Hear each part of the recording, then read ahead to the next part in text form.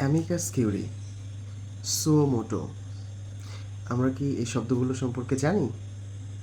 আমরা হয়তো অনেকেই এই শব্দগুলো জানি না। তো চলুন আজকে শিখে নিই এমন কিছু শব্দ যেটি হয়তো আমরা আগে কখনোই শুনিনি বা শিখিনি। So let's start the video.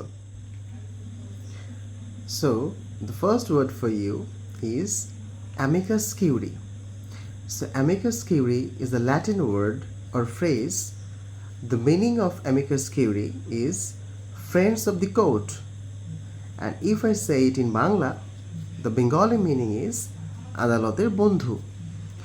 যদি কোনো ক্রুশাল জাজমেন্ট দেবার আগে মহামান্য সুপ্রিম কোর্ট বা হাইকোর্ট যদি মনে করেন যারা আদালতের সিনিয়র আইনজীবী আছেন, খুব প্রমিনেন্ট এবং ফেমাস লয়ার্স যারা আছেন, তাদের সাথে পরামর্শ করা দরকার, তাদের ওপিনিয়ন নেওয়া দরকার, তাদের কথা শোনা দরকার, তাহলে মহামান্য কোর্ট তাদেরকে ডেকে তাদের কথা শুনতে পারেন, ওপিনিয়ন নিতে পারেন।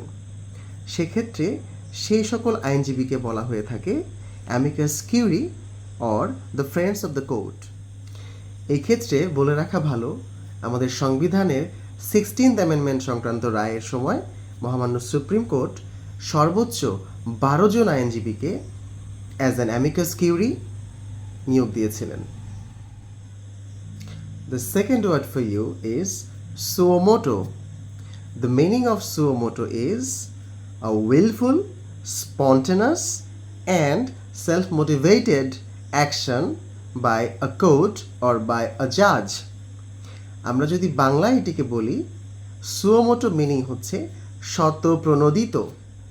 যখন কোনো জাস্টিস বা ফেয়ারনেস এনশিওর করবার জন্যে যখন কোনো কোর্ট বা কোনো জাজ স্বউদ্যোগী হয়ে কোনো অ্যাকশান নেন সেটিকে আপহোল্ড করবার জন্যে, তখন সেটিকে বলা হয় সুওমোটো। So that's all for today, but please stay tuned for the next episode. Something interesting is waiting for you.